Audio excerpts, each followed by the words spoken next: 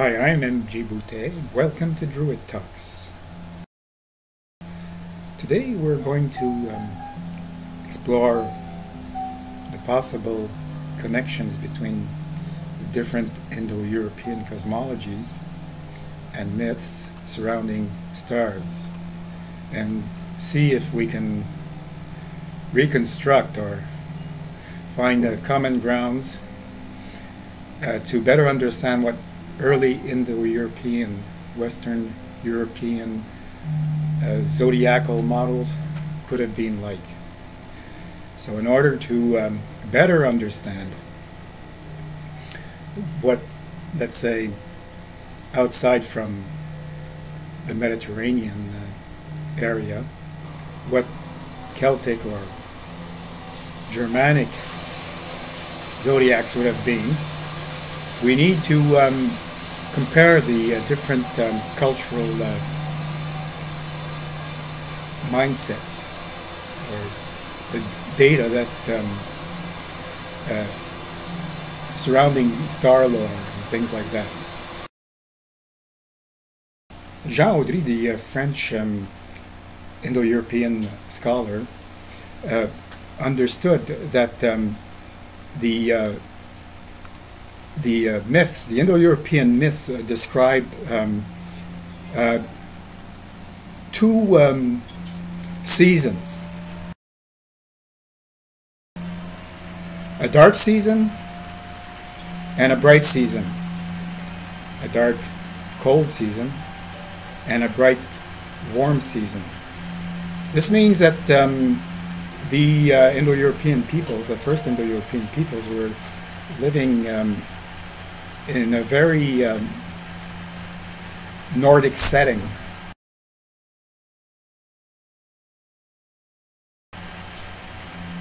And this would correspond to exactly what we have seen with the steppes area of the time.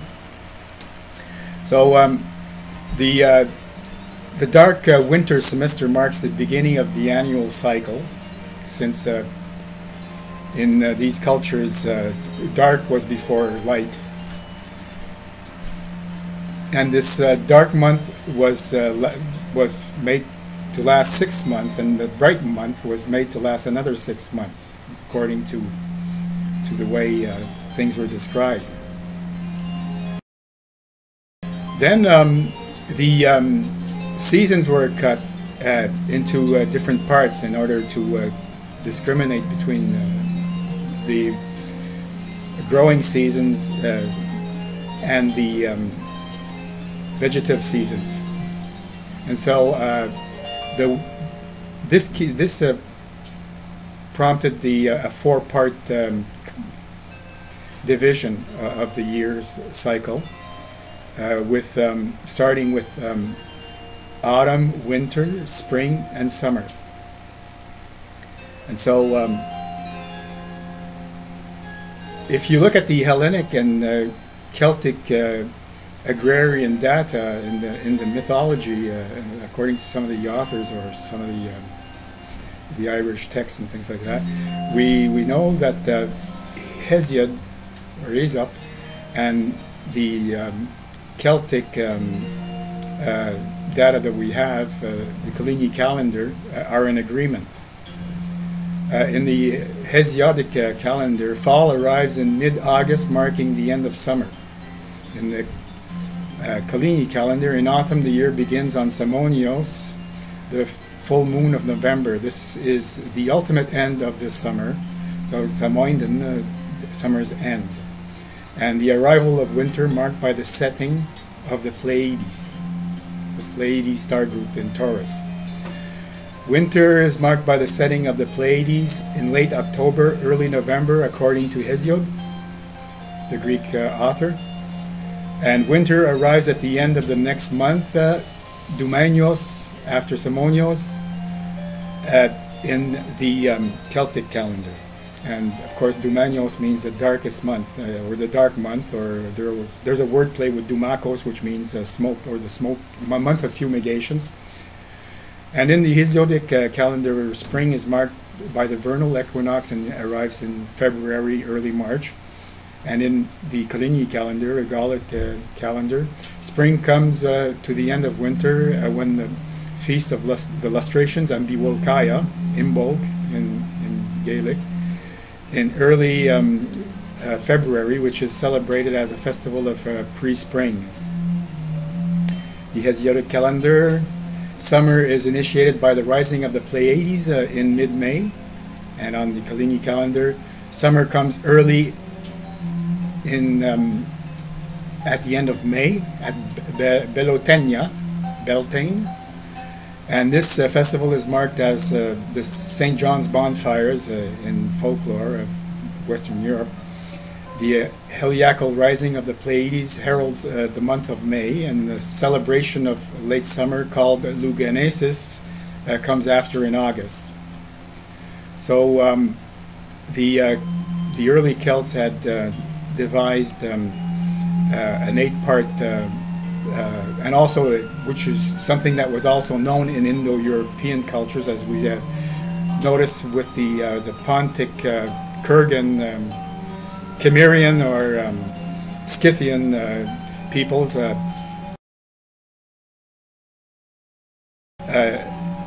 8-part calendar was pretty well known during the Bronze Age.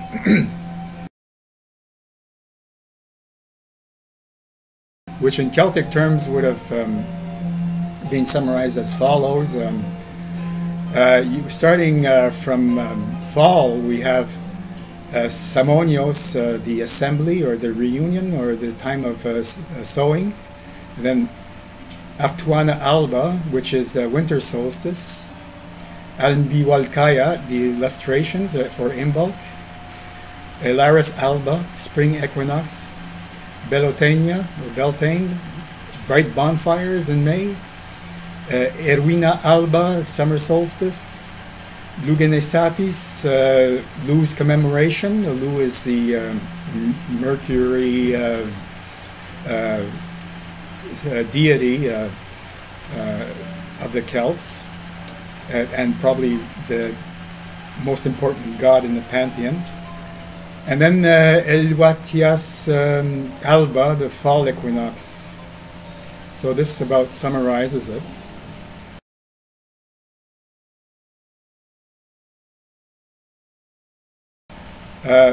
Now if we are to go to the Hittites, again, the earliest probably recorded civilization of the Indo-Europeans,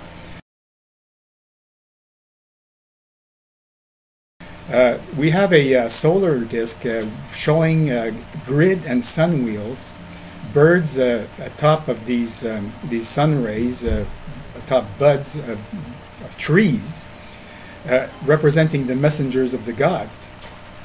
And so we find this sun grid in Vedic astrology for making charts, themes and things like that, and we find it also in the oghams of the Celts. And of course, the sun grid is present in much of the Bronze Age artwork, the artifacts.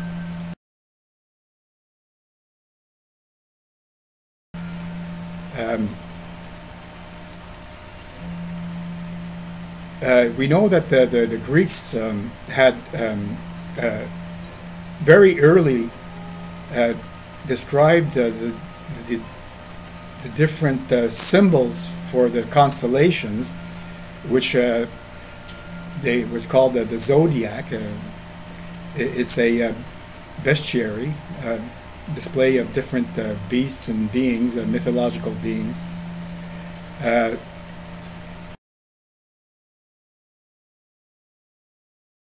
One scholar, Mr. Barnes, John Tristan Barnes, one day in a Greek museum stumbled on the shards of a vase, or a vase that was reconstituted, the vase of Hale Skyphos, dated to about 625 BC, showing most of the constellations, when the zodiacal representations,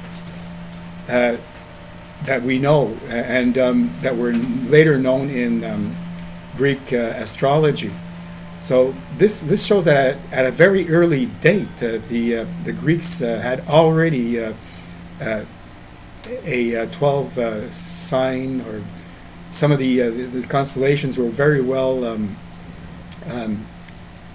known and illustrated and already named.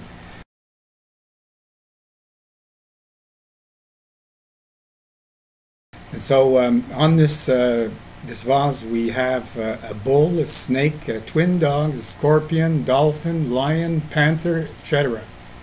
And these animals also are very present in Hittite art and in the Hittite texts, which describe these different animals. And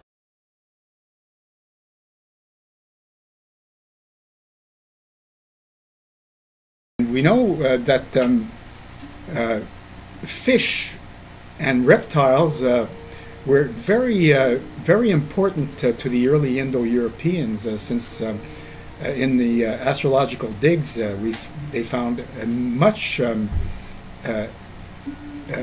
many remains of fish bones and things like that, and which show that the the early Indo-Europeans were river dwellers.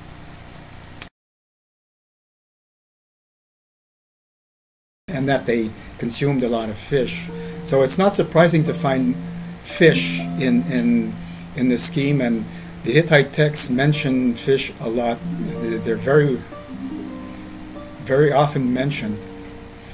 And of course, people living in grasslands know that snakes are very habitual animals that you encounter quite often.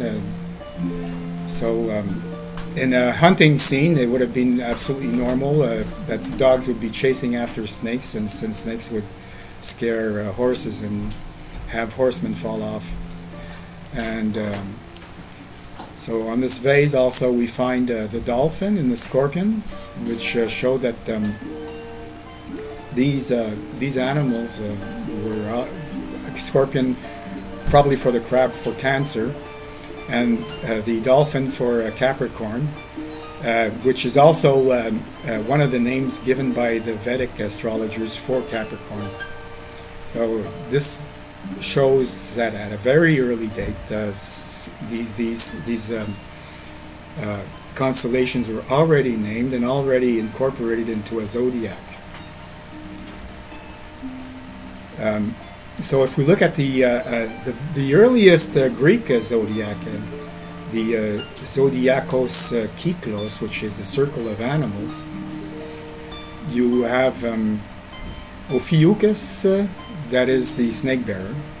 Then you have Chrysoferos, the golden antler, for the following sign. And this is Libra. So the scales at the earliest time, the scales were represented by a deer's antlers. And then you have Toxotus the archer, which is of course for the centaur, for Sagittarius.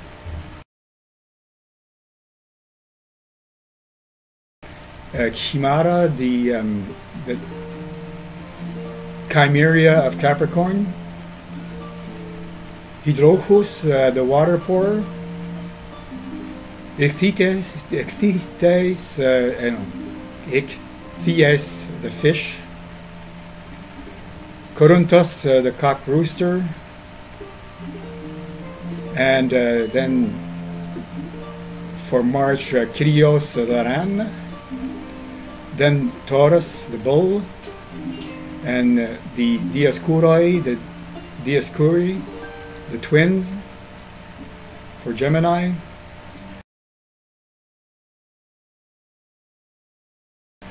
Carcinos, the crab.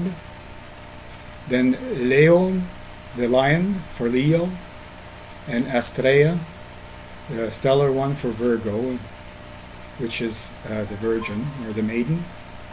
And in the Vedic order, which is quite similar, if we start from, let's say, the spring, the vernal point, Mesa the ram, Vrisabha the bull, Mituna the pear, Karkaka the crab, Sima the lion, Kanya the girl, Tula the scale, Vrushik the scorpion, and Kamuka the flower for Sagittarius, Enna or Mirga the antelope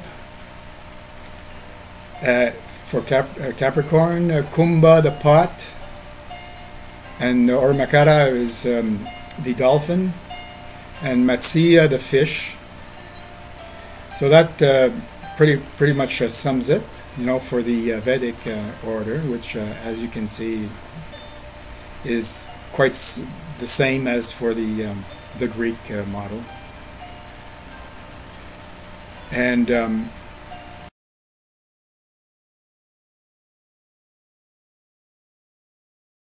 so if we look at the Gundestrup cauldron, which is thought to be Celtic, or it could have been Balkan Celtic or Hungarian Celtic. You have Libra and Scorpio. Karvos is the deer. So Libra and Scorpios are represented by the deer sign. And Libra, of course, being the deer antlers, which are on the head of the serpent bearer. And so you have the serpent bearer, the god figure holding a snake. And then you have the wolf, and we know that in the Irish context or the Celtic context, the wolf represents the cold season, the cold winds, winter and all. And then you have, for Capricorn, the boy riding a dolphin, which is very similar to the Greek example, and also with the Vedic example. And opposing lions or griffin, which are an allegory of the spring winds. And then the bull again, and we know in early Indo-European mythology and the cosmologies that the bull represents the heat of days. Many of the representations show the bull being eaten by large feline, cat or lion, panther, whatnot, and so it shows that the cat, which is Hyades or Leo, eats away at the days, heat of days, and when the sun after the summer solstice is in decline.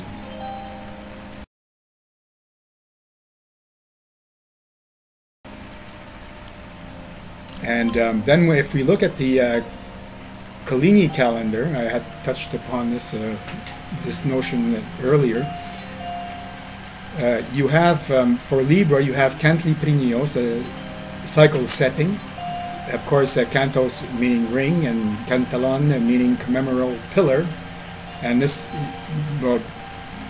marked by the pillar of the sun as it sets on water, is a reflection of the sunlight in water.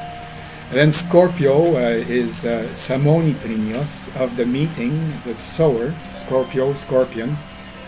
Simonos, Simonos, the sower. And Sagittarius is Dumani Prinios, the darkening, as I mentioned before. And there's a pun here to be made. Duniomanos is the centaur in Celtic. So if you have Dumani Prinios, Duniomanos, the centaur. Then Capricorn, you have Riuri Prinios, and it meaning of frosts, but also punning with Riwo, which is a ray, cosmic ray. And if you look at Vedic and Greek astrology, the ray in Capricorn is Jupiter emits rays in the cosmos. And so this, of course, is an indication that this motif was not something that came about as a fancy, but was a remnant of an old myth. Then you have Moritagos, the sea child riding the sea monster. A dolphin, which, by the way, looks pretty much like a large sturgeon, which would show that some of these people were acquainted with Black Sea sturgeons. Aquarius, Nagantiprinios, the inactive. Aquarius, the water bearer, punning with Anax, the pot, the tumbler. So as you can see, Anagantiprinios, inactive and calamitous, puns with Anax, the pot. So the pot bearer, the Aquarius. And we also know that the world giant of calamity in the Britannic myths, Anagan, is also from Anagantos, which means calamitous. Fish, Ogroniprinios, of cold, snakes, the horned ram, headed by a snake. Of course,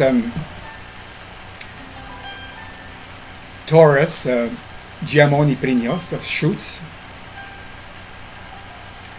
And then you have Gemini, Simiwisoniprinios, capriciously breezed, or flightly, or punning with Semiwesis, small sprinty pigs, were for Gemini.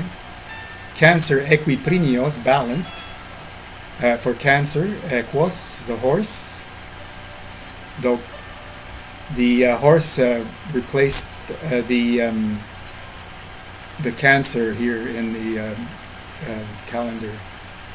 Leo, Elemviprinios, of arbitration, connotes the flux. Elembos, a fawn, of course, punning with Leo, which is the lion. So this gives you a pretty clear idea of what the calendar would translate as a zodiacal system.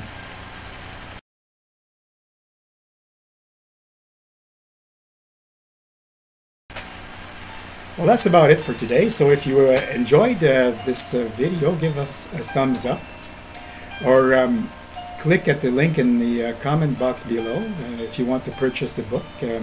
This way you'll be able to go online and get the ebook or have the paperback copy.